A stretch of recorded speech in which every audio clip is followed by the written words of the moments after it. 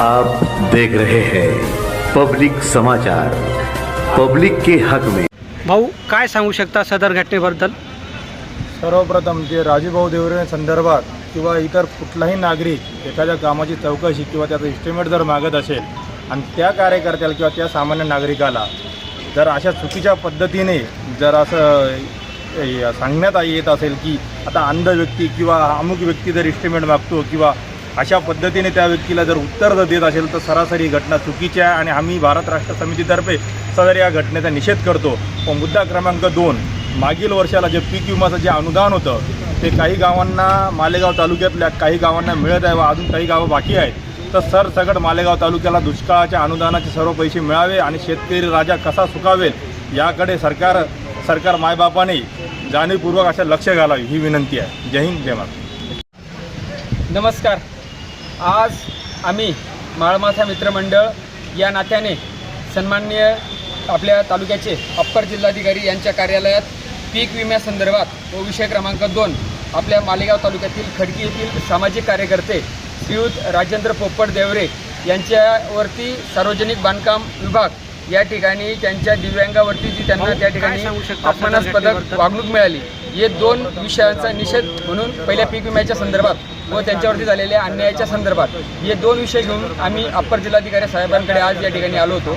तर पीक विमा संदर्भात बोलायचं म्हटलं तर 13 मार्च रोजी पीक विमाच्या संदर्भात तालुका कृषी अधिकारी यांनी एक निवेदन काढलं की सायने महसूल मंडळातील 17 गावं, करजगाव महसूल मंडळातील 10 गावं व झोडगे महसूल मंडळातील 2 गावं अशा 29 गावांना पीक विम्यापासून वंचित ठेवण्यात आलं होतं. या संदर्भात 23 मार्च रोजी आम्ही माळमाथा मित्रमंडळाच्या माध्यमातून सन्माननीय जिल्हाधिकारी साहेबांना अवगत करून दिलं होतं की यावर्षी एकीकडे शासनाने दुष्काळ जाहीर केलेला आहे व या ओरिएंटल इन्शुरन्स कंपनीने कुठेतरी शेतकऱ्यांच्या टाळूवरील लोणी खाण्याचा प्रकार चालवलेला आहे आणि दुष्काळात या विमा कंपन्या जर शेतकऱ्यांना विमा देत नसतील तर मग त्यांना दुष्काळाचा किंवा विम्याचा फायदा कधी मिळणार या संदर्भात आम्ही त्यांना प्रश्न केला होता.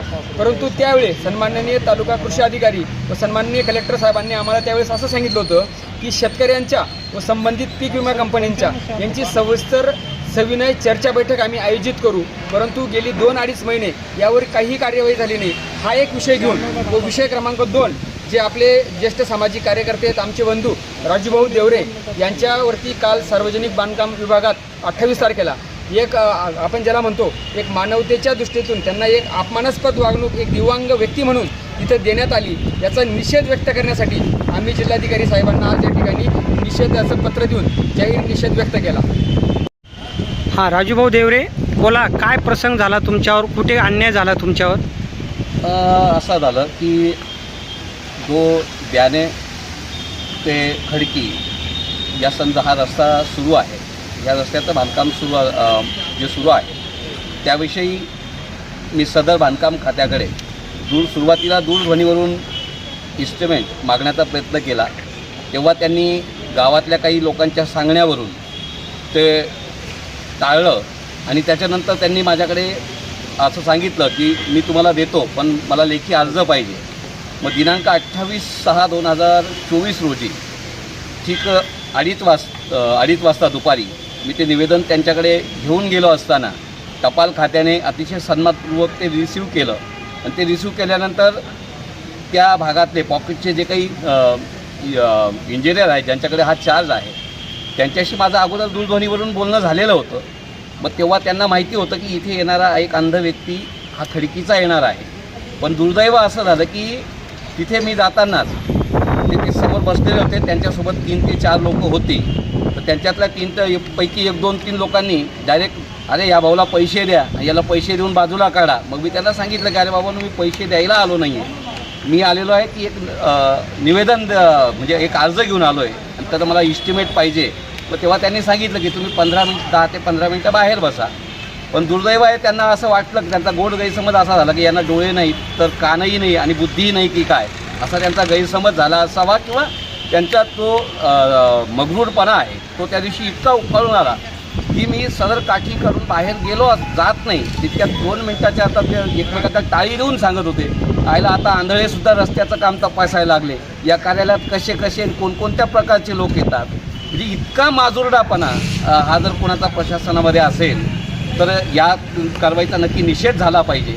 आणि म्हणजे त्यांनी साधं कार्यालयात आल्यानंतर या बसा चहापाणी, म्हणजे चहापाणी नका करू तुम्ही, पण तुमचं काय काम आहे, तुम्ही कोणत्या कामासाठी इथे आलात, असं जर विचारायची त्यांची म्हणजे ध्यानच होत नसेल. त्यांना हे माहिती होतं की दूरध्वनीवरून आपलं 1.5 महिन्यापासून संपर्क सुरू आहे, तर येणारा व्यक्ती अंध आहे असं माहीत असतानासुद्धा हा प्रकार होणं म्हणजे हा जाणीवपूर्वक प्रकार केलेला आहे. जर असं जाणीवपूर्वक करायचंच नसतं तर संबंधित इंजिनियरने हे सांगायला पाहिजे होतं की अरे बाबांनो असं काही बोलू नका, हे माझ्याकडे आलेले आहेत आणि त्यांच्याकडे माझं काम आहे. पण दुर्दैव त्यांनी तसं केलं नाही. त्याच्यावरून मला जो माझा राग आहे तो उफाळून आला की ज्याला संपर्क करूनसुद्धा त्या माणसाने अशी वागणूक त्यांच्यासमोर मिळते तरी तो त्यांना एक शब्द बोलत नाही. म्हणजे त्यामुळे ह्या अशा माजुरड्या लोकांवर आणि नोकरशहावर कारवाई ही झाली पाहिजे. त्यामुळे मी दिव्यांग कलम 92 नुसार 2016च्या कायद्याप्रमाणे त्यांच्यावर ॲट्रॉसिटी ही दाखल केली आहे आणि ही निपक्षपाती त्याची चौकशी व्हावी यासाठीचं निवेदन अपर जिल्हा अधिकारी साहेबांना दिलेलं आहे.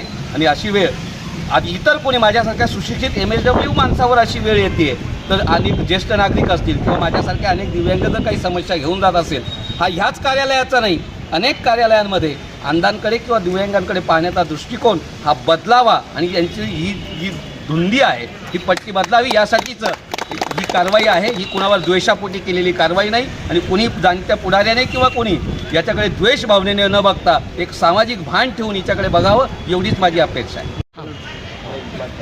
आम्ही जन्मताच माळमाथ्यावरती जन्माला आलेलो आहोत.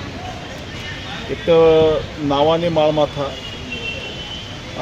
शासकीय दृष्टिकोनातून तो माळमाथा, प्रशासकीय दृष्टिकोनातूनही माळमाथा आणि निसर्गाच्या दृष्टिकोनातून माळमाथा.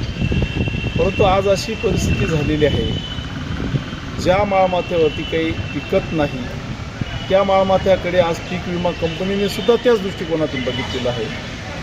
आणि सलग सर्व शासन प्रशासन सर्व बघताना त्या दृष्टिकोनातून बघत असल्यामुळे पीक विमा कंपनीने सुद्धा त्याच दृष्टिकोनातून आम्हाला बघितलेलं आहे, आमच्यावर अन्याय केलेला आहे. तसंच इतके कमकुवत असल्यामुळे आमच्या राजू भवनवर त्याच दृष्टिकोनातून बघण्यात आलेलं आहे आणि म्हणून त्यांच्यावरती त्या दृष्टिकोनातून प्रशासनाने अन्याय केलेला आहे. तर त्या अन्यायाचा निषेधार्थ आम्ही आज इथं माळमाथा मित्रमंडळ जमलेलो आहोत. कालांतराने माळमाथा विकास आघाडीही जमू या क्षणी मी सांगू शकतो.